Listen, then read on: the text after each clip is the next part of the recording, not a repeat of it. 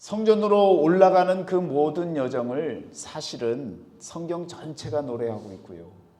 그리고 그 내용을 집중적으로 쓰고 있는 것이 바로 시편이고, 시편 120편부터 134편까지의 말씀이 성전에 오르는 노래를 쓰고 있는데, 여러분 그 노래의 그 내용과 그 모든 중심의 내용을 미리 예수님이 오시기 전에 이미 예수님으로부터 1000년 전, 지금으로부터는 3000년 전에 그 말씀을 적어놨단 말이에요. 그런데 성전에 오르면 어떤 일이 벌어지고 어떠한 기분이고 어떤 마음이 주어지는지를 다 말씀해 놨습니다. 그 말씀, 그 마음을 저와 여러분들이 말씀을 통해 확인해 보면요, 예수님께서 지금 예루살렘에 오르시고 성전으로 나아가시는 그 모든 결과를 통해서 얻어질 마지막의 그 마음과 그리고 그 결과가 무엇인지를 저와 여러분들이 알 수 있다는 것입니다. 오늘 저와 여러분은요, 시편에 나와 있는 이 말씀이 결국 처음부터 끝까지의 모든 마음을 다 보여주고 있기 때문에 예수님께서 예루살렘으로 오르시면서 가지시고 또 마지막에 부활 승천하시면서 가지셨던 그 마음이 어떤 마음인지를 여러분과 제가 미리 거꾸로 말씀을 통해 살펴본다면, 우리도 예루살렘으로 올라갔을 때, 성전으로 나아갔을 때, 마지막 때에 저와 여러분들이 맞이할 그 마음이 어떤 마음인지를 말씀을 통해 미리 깨달을 수 있게 되어지는 것입니다. 그래서 성전으로 나아가는 이 노래, 예루살렘으로 올라가는 이 마음, 그 마음이 어떤 마음인지, 예수님께서 지금 고난주간을 맞이하면서 마지막 유월절을 보내시고 지금 성전으로 올라가시는 그 마음이 어떤 마음인지를 여러분과 저는 알아야 된다는 거예요. 그리고 그 결과적으로 나타나는 그 마음이 어떤 마음인지를 안다면, 과거에 예수님이 오르셨던 것을 그냥 묵상하면서 우리 주님이 오르셨지라는 것이 아니라, 오늘 저와 여러분들이 함께 주님과 함께 오늘 이 시점에 예루살렘으로 올라갈 수 있는 그 마음까지 우리가 가질 수 있게 되어지는 것입니다. 그래서 오늘 말씀 제목이 예수께서 예루살렘에 올라가노니가 아닙니다. 말씀 그대로 나타나는 대로 우리가, 예수님께서 하신 말씀이에요. 우리가 예루살렘에 올라가노니, 여러분과 제가 주님과 함께 오늘 예루살렘으로 올라가는 거예요. 그래야 말씀이 살아있는 말씀이고요, 믿는 말씀을 통해서 우리 가운데도 믿음의 역사가 일어나는 줄 믿습니다. 여러분, 시편이 150편인 이유도 있습니다. 성전을 노래한다 그랬잖아요. 성전으로 들어가는 것은 완전한 해방을, 죄된 삶으로부터 완전히 벗어나는 일입니다. 그래서 여러분, 3 곱하기 50, 쉽게 얘기하면 완전수, 신의 수라고 하는 삼위일체 수, 이 3이라고 하는 숫자에 희년이라고 하는 50, 이 완전한 희년을 이룰 때에 해방되어지고 자유함을 느끼는 그 마음이 바로 시편 150편에 구성되어진 마음이라는 겁니다. 성전으로 올라가는 자들이 완전한 해방을 누리고 완전한 자유함을 누릴 수 있는 그 마음을 이미 구약에서부터, 시편에서부터 이와 같이 말씀해주고 계시는 것입니다. 그래서 여러분, 시편에 구성되어진 내용을 보면요, 아주 명백합니다. 여러분, 예를 들어서 지금 시편으로 한번 가보시면요, 시편 120편으로 가시면 이런 말씀이 나옵니다.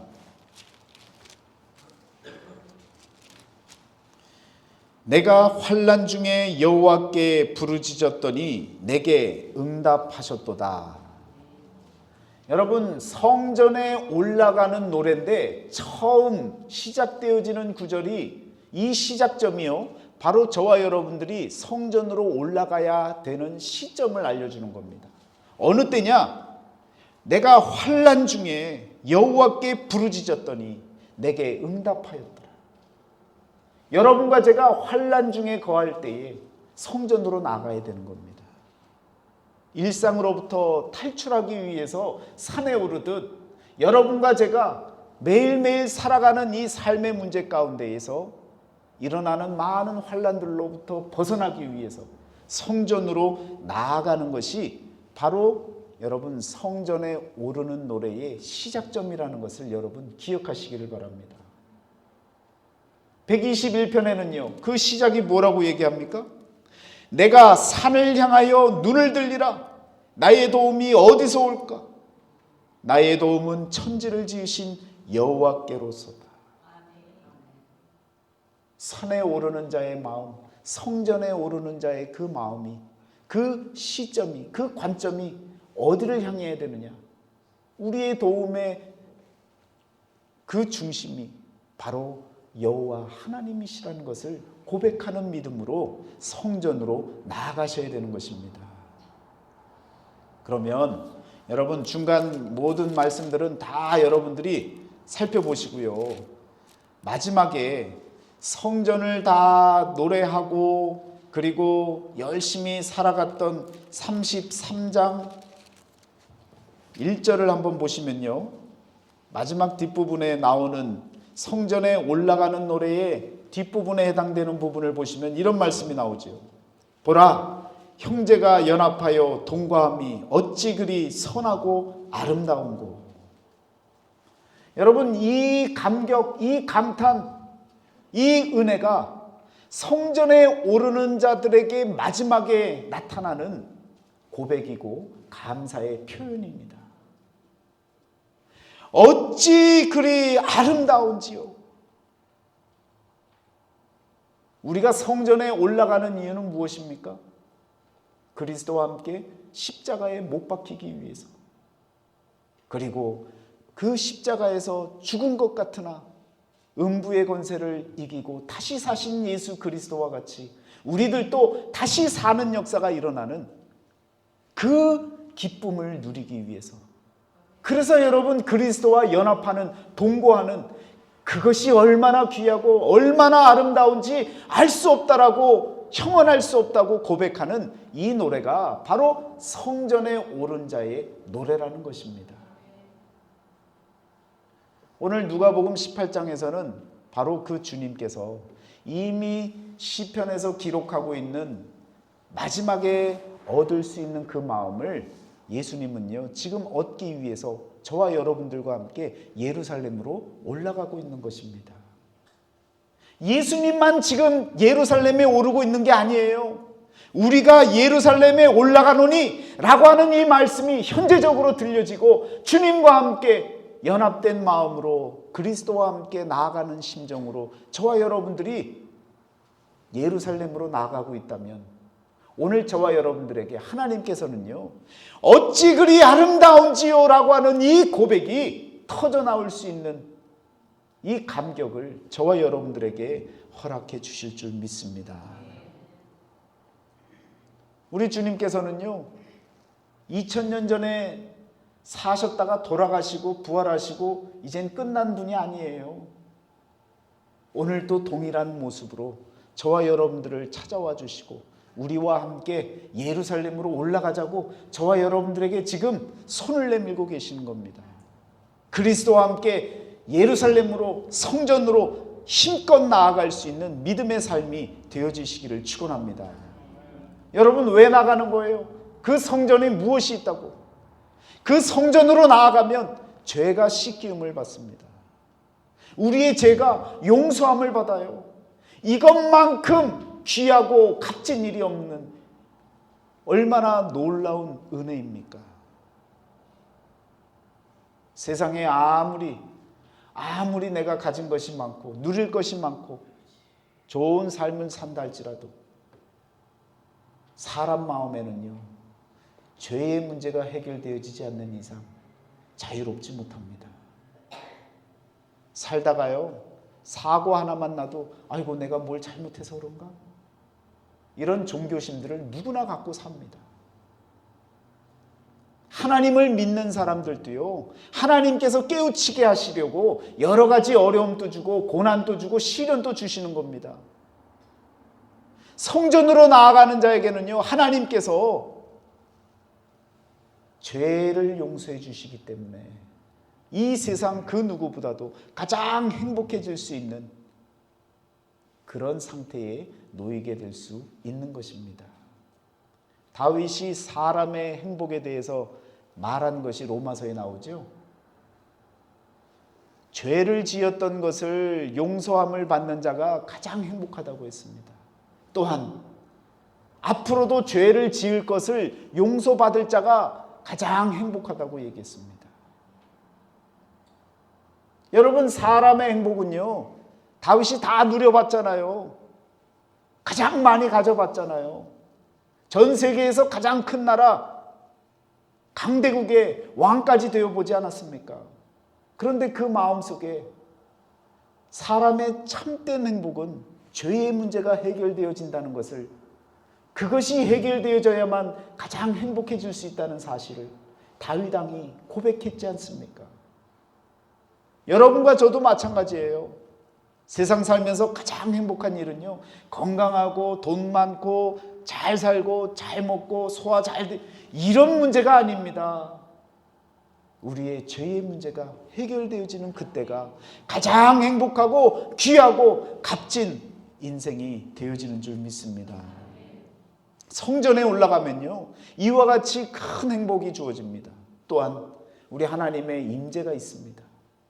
예루살렘 성전은요, 하나님이 명해서 세운 성전입니다.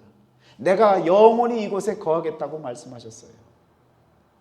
오늘 우리들이 보이지 아니하는 성전으로 나아가는 것은요, 하나님이 우리와 만나 주시기 때문에, 죄된 우리를 품어주시고 만나주시고 함께해 주시기 때문에 그곳으로 나아가는 것입니다. 더 구체적으로 말하면요, 그리스도와 연합되어지기 위해서 그 성전으로 저와 여러분들이 나아가는 것입니다. 이제 우리는요, 구경꾼이 아니에요. 예배드리러 와서 예배드리는 모습을 보며 눈에 보여지는 것으로 은혜가 되는 이런 어린아이 신앙의 삶을 살지 말아야 됩니다.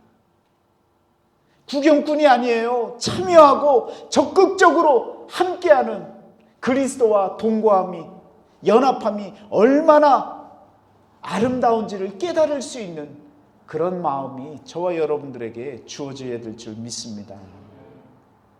성전은요, 이와 같은 여러분 귀한 가치가 있는, 의미가 있는, 가장 그 무엇보다도 귀한 의미를 담고 있는 곳이 바로 성전입니다. 오늘 저와 여러분들은 그 성전을 향해서 나아가기 위해서 이 자리에 모인 것입니다. 우리 옆에 있는 분들과 인사하세요. 잘 오셨습니다. 이제는 올라갑시다. 예, 이제는 올라가셔야 돼요. 어디로요? 예루살렘으로, 예루살렘 성전으로, 그리스도와 연합되는 그 자리로, 하나님이 임재하시는 곳으로, 또한 죄가 씻기움을 받는 그 자리로 저와 여러분들이 이제는 올라가셔야 됩니다. 언제까지 남 잘 되는 거, 남 은혜 받는 거 구경만 하고 나도 저랬으면 좋겠어, 구경꾼으로 남아 있겠습니까? 예루살렘을 입성하는 그 자체가, 우리 주님이 입성하는 그 자체가 바로 하나님의 언약의 말씀들, 구약에 적혀져 있는 모든 말씀들을 우리 주님께서 성취시키고 이루어 나가시는 일이라는 사실도 여러분 기억하시기를 바랍니다. 오늘 말씀해 보니까요, 여러분 18장에, 누가복음 18장 본문 말씀에 나와 있는 것 중에 32절에 보면요, 31절 마지막에 뭐라고 나옵니까? 선지자들을 통하여 기록된 모든 것이 인자에게 응하리라, 성취되리라 라고 말씀하셨는데, 32절에 보면 고난받는 내용이 나와요. 그리고 33절에는요, 죽임당하는 것과 부활하실 것을 표현하고 있습니다. 여러분, 이 모든 말씀들이 다 어디에 나와 있어요? 구약에 나와 있어요. 특별히 어디요? 시편과 이사야서에 나와 있어요. 사순절만 되면 여러분, 우리 모두가 찾아보는 말씀이 어디입니까? 이사야서 53장이잖아요. 53장 말씀 가운데 바로 이 고난과 죽으심과 부활하심의 모든 내용들이 다 예언되어져 있었고 이미 언약의 말씀으로 주어져 있었다는 사실을 우리가 조금만 움직여보면 알 수 있는 일이 아닙니까? 이사야서 53장 5절 말씀에 보면요, 그가 찔림은 우리의 허물 때문이에요.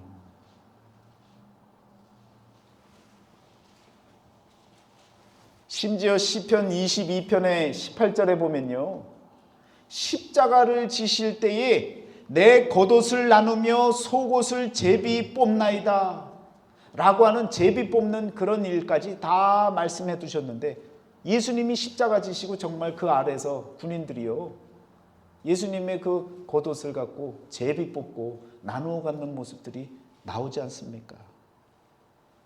고난받으시는 그 모든 내용들이 다 담겨져 있었어요.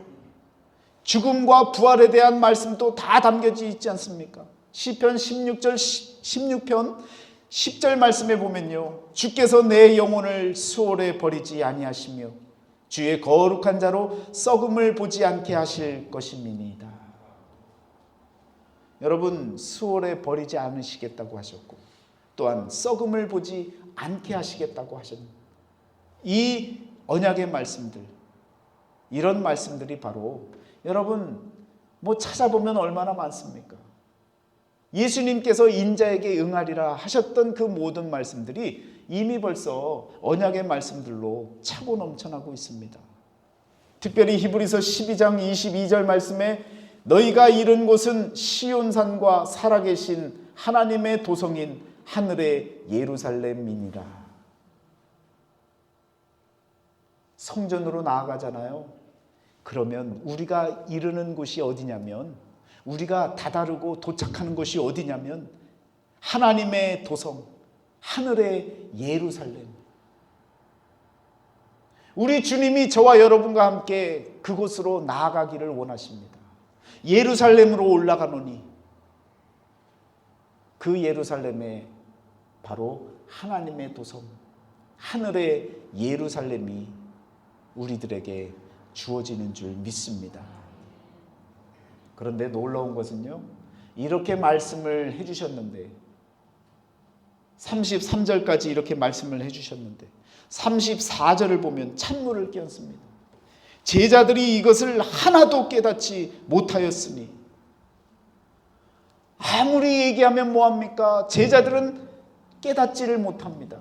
어떻게 못 깨달아요? 하나도 깨닫지 못하는 거예요. 무슨 말을 했는지 모르는 거예요. 왜 몰라요? 왜 예수님이 하신 말씀을 모릅니까? 성령의 도우심이 없으면요, 하나님의 말씀, 언약의 말씀이 깨달아지지가 않는 거예요.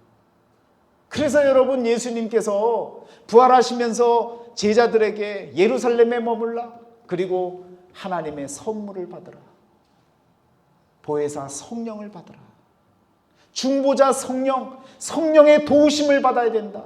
그래야 깨닫는다. 그래서 여러분, 오순절 마가다락방에서 성령의 역사가 불일 듯 일어나지 않습니까? 그리고 베드로가 막 깨닫기 시작하는 거예요. 제자들이 깨닫기 시작하는 거예요. 그래서 나가서 전하고 복음을 증거하면서 3,000명, 5,000명 놀라운 믿음의 역사들이 펼쳐지는 겁니다. 그때 가서야 비로소 예수께서 하신 말씀을 제자들이 깨닫게 되어집니다. 그랬구나, 그랬구나. 내가 그때 깨닫지 못했구나. 예수께서 하신 말씀이 이 말씀이시구나. 그래서 여러분, 예수님을 한 번도 못 봤던 사도 바울도 예수님이 예루살렘으로 오르시고 성전으로 나아가시는 그 모든 것을 깨닫고 자신도 고백을 하지 않습니까? 내가 그리스도와 함께 십자가에 못 박혔나니.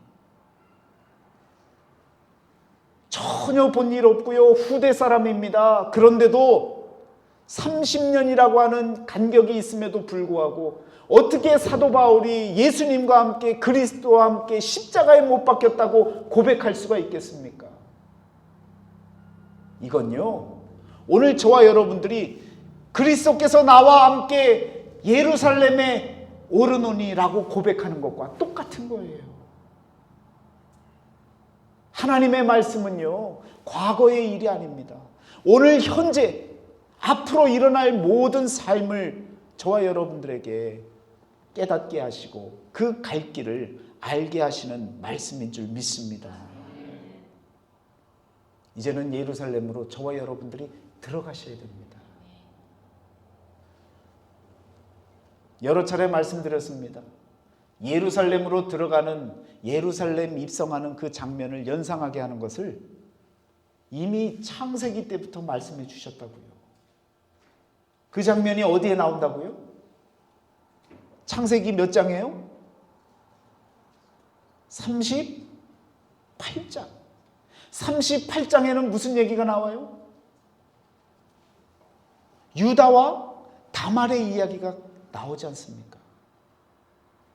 여러분, 창세기 37장 마지막 절과 39장 1절을 보시면 보디발에게 팔려가는 요셉의 이야기가 나오잖아요. 37장하고 39장하고 연결이 되어져야 맞는 얘기예요. 그런데 38장을 거기다가 한 장을 쑥 집어넣어 버렸어요. 여러분, 이건 아주 큰 의미를 담고 있습니다. 요셉이라는 이 이름이요, 여러분 놀랍게도 갖고 있는 의미가 아주 남다릅니다. 창세기 41장 45절에 보면요, 바로 왕이 요셉에게 이름을 줍니다. 바로가 요셉의 이름을 사브낫 바네아라 하고, 이런 말씀이 나와요. 요셉에게 이 새 이름을 줍니다. 그런데 이 새 이름의 의미가 무엇이냐면 숨겨진 것을 드러내는 자, 비밀을 밝히는 자, 생명의 구원자, 이런 의미를 갖고 있는 그 이름을 바로가요, 요셉에게 줬다고요. 그 이름을 갖고 있는 요셉의 이야기 중심에 갑자기 유다와 다말의 이야기를 쑥 집어넣습니다. 그것이 비밀이에요. 비밀을 알려주는 자, 그 자가 드러낼 수 있는 것은 그가 하는 일이 아니라 하나님이 하시는 일입니다. 하나님께서 유다와 다말의 이야기를 요셉의 이야기 가운데 쑥 집어넣었다고요. 왜요? 유다와 다말은요, 유다는 찬송이라는 의미라 그랬죠. 다말은요, 종려나무라고 그랬잖아요. 찬송하며 호산나 호산나 외치는 유대인들이 예루살렘에 입성하시는 예수님을 바라보며 뭘 흔들었어요? 종려나무잎을 흔들었습니다. 창세기 38장은요, 예수 그리스도께서 예루살렘으로 입성하는 그 장면을 떠올리게 만듭니다. 비밀을 나타내는 자, 그가 어떤 비밀을 나타냈어요, 여러분?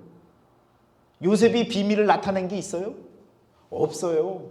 하나님께서 그를 통해 나타내셨는데 하나님께서 38장을요 쑥 집어넣었다고요. 유다와 다말의 얘기를 쑥 집어넣었다고요. 그러면서 그 비밀을 우리에게 알려주시는 겁니다. 예루살렘 입성할 자의 그 모습. 아유, 목사님, 유다와 다말 얘기는 그거 며느리와 그거 썸씽 있고 그 불륜 아닙니까? 잘못된 것 아니에요? 폐륜 아닙니까? 여러분, 그런데 성경에서는요, 유다와 다말의 이 관계를 축복의 관계로, 축복의 언어로 사용합니다. 그게 어디서 나와요? 룻기서에 나와요. 보아스와 룻이 결혼하게 되잖아요. 결혼하게 되어지는데 동네방네 모든 사람들이 다 모였습니다. 그때 장로들이 이 가정을 축복한다고 축복의 언어를 씁니다. 여러분, 그 말씀이 룻기서 4장 12절에 나와요. 12절 말씀에 이렇게 나옵니다. 여호와께서 이 젊은 여자로 말미암아 내게 상속자를 주사 내 집이 다말이 유다에게 낳아준 베레스의 집, 베레스의 집과 같게 하시기를 원하노라. 여러분, 베레스의 집, 베레스라는 말은 구별이에요. 구별된 집입니다. 특별히 구별된 그 집, 성경에서 말하는 그 집이요, 각자 한 명 한 명을 얘기하는 거예요. 그러면 구별된 자라고 표현할 수 있는 겁니다. 그 구별된 자가 누구예요? 바로 예수 그리스도, 성전이 되시는 그 집, 하나님의 집. 그 집과 같이 축복받는 가정이 되기를 원한다라고 여러분 선포하는 겁니다. 인간의 눈으로 유다와 다말의 이야기를 보면요, 여러분 전혀 은혜가 안 되지요. 그러나 영적인 의미로 바라보면요, 창세기 38장에 이 삽입된 장의 이 내용을 여러분들이 이해하시면요, 이것만큼 창세기서부터 예루살렘 입성을 노래한 부분이 어디 있습니까? 이런 감추어진 복음을 제자들은요 전혀 몰랐던 거예요. 하나도 몰랐어요. 성령 받기 전까지는요 이 사실을 깨달을 수가 없었습니다. 여러분, 세상에서 아무리 박사학위가 있고 잘났고 똑똑하고 지성인이라고 해서 성경 보고 이해되고 다 아는 것 같지요? 안 그렇습니다. 아무리 똑똑해도요, 성경을 이해하려면요 성령의 역사가 있어야 됩니다. 성령께서 도와주셔야, 영안이 열려야 성경을 보는 눈이 열리고요, 은혜가 깨달아지는 겁니다. 다니엘이 여러분 70년이라고 하는 것을 보고 알았다 그랬잖아요. 그런데 알았다고 표현합니까? 아닙니다. 보고 깨달았다고 표현하고 있는 거예요. 성령께서 은혜를 주신 거예요. 그냥 보여지는 글자 그대로 아는 것이 아니라 그 이면에 담겨진 그 깊은 뜻, 그 비밀들이 깨달아지는 역사가 일어나는 줄 믿습니다. 오늘 저와 여러분들에게도 예루살렘에 올라가는 그것이 이미 창세기서부터 너무 귀하고 값진 비밀이기 때문에, 숨겨놨던 그 복음을, 감추어졌기 때문에 몰랐던 그 비밀이 이제는 깨달아지고, 이제는 마음속으로 아멘으로 화답하시고 그리스도와 함께 그 길로 나아갈 수 있는 그런 참된 길이 저와 여러분에게 주어져야 될 줄 믿습니다. 여러분, 예수님께서 예루살렘에 올라가신 그것은요, 구약 성경에 나타나는 출애굽의 사건, 그 사건의 진정한 출애굽을 보여주는 사건이었습니다. 왜요? 완전히 세상과 구별되기 위해서, 완전히 세상으로부터 떠나는, 우리가 말하는 죽음을 준비하고 있는 그 길로 나아가는데, 여러분, 출애굽의 역사는 그림자라면 예수님께서는 우리에게 참된 출애굽을 보여주신 것입니다. 왜요? 세상으로부터 완전히 벗어나서 완전히 새로운 세상, 하나님의 나라로 들어가는 그 모습을 우리에게 보여주셨거든요. 이것이 진정한 출애굽 역사입니다. 오늘 저와 여러분들이 나아갈 곳은 바로 그 신출애굽, 예수님께서 보여주신 새로운 출애굽, 진정한 출애굽을 향해 여러분과 저는요 예루살렘으로 나아가셔야 되는 거예요. 예루살렘으로 가면 기쁠 것 같죠? 많은 사람들이 환호했습니다. 호산나 호산나 외쳤습니다. 또한 종려나무 잎으로 흔들어대며 메시아가 오셨다고 이야기했습니다. 그렇지만 그 가는 길은요 고난이고 고통스럽고 외로움이고 상처, 모든 것이 힘겨움의 길이었습니다. 그러나 그것을 마지막까지 인내하셨던 우리 주님이 우리에게 보여주셨던 그 마음, 그 기쁨은 바로 어찌 그리 아름다운지요, 어찌 그리 아름다운지요, 얼마나 귀한지요 라고 하는 이 감동과 이 감격을 우리에게 선사해 주시는 줄 믿습니다. 왜 그 길을 가야 하는지, 왜 우리가 예루살렘으로 주님과 함께 올라가야 하는지 그 이유를 분명히 아셨습니다. 그 길은요, 우리가 사는 길이에요. 그 길은요, 우리의 죄가 용서받는 길이에요. 그 길은 하나님이 우리와 만나주시는 자리입니다. 그 길은 그리스도와 함께 연합하는 자리이기 때문에 그 마음을 우리가 얻기 위해서 그리스도와 함께 예루살렘으로 나아가는 귀한 자리가 되어지는 줄 믿습니다. 제자들도 하나도 몰랐대잖아요. 여러분 위로받으세요. 예수님과 함께 했던 사람들도 아무것도 몰랐대잖아요. 우리는요 조금 더 알잖아요. 이제는 66권 성경을 통해서 많이 알고 있잖아요. 그런데 왜 주저합니까? 왜 머물러 있습니까? 왜 우리의 현실에서 안주하고 있습니까? 우리의 살 길이 여전히 보이고 있는데도 왜 멈칫하고 머물러 있습니까? 여러분, 우리의 눈을 감고 우리 하나님이 보여주시는 영원한 세계를 바라볼 줄 알아야 됩니다. 나는 안 죽을 것 같은데, 나는 끝이 없을 것 같은데, 여러분 누구나 다 이런 생각을 갖고 사는 거예요. 그러나 죽음의 문턱에 한 번이라도 나아가 본 사람이라면, 저 높은 산에 올라 작게만 보이는 세상을 한번 바라본 사람이라면 인생의 무상함을 얼마나 절실히 느낄 수 있습니까? 얼마나 나약한 존재인 것을 고백할 수밖에 없습니까? 그런데도 버티고 있는 거예요. 그런데도 애써서 안 가려고 나몰라라 하고 뒤돌아서고 있는 거예요. 오늘 주님께서는 우리가 예루살렘에 올라가노니, 오늘 저와 여러분의 손에 붙잡으려고 손을 내밀고 계십니다. 우리 주님의 손을 붙잡고 힘든 것 같고 어려운 것 같지만 그 고난의 길을, 말씀의 길을, 성령께서 허락하시는 그 길을, 사명의 길을 나아가신다면 하나님께서 여러분과 저를 어찌 그리 아름다운지요, 어찌 그리 선하고 아름다운지요, 이 고백을 분명히 만끽할 수 있도록 큰 은혜를 허락해 주실 줄 믿습니다. 우리가 이른 곳은 시온산과 살아계신 하나님의 도성인 하늘의 예루살렘이니라 라고 고백하는 히브리서 기자와 같이 저와 여러분들도 하나님의 도성, 하늘의 예루살렘에 나아가는 그런 은혜를 이번 한 주간 동안 누리시기를 축원합니다. 예수 그리스도의 이름으로 축원합니다. 함께 기도하겠습니다. 사랑의 하나님, 감사합니다.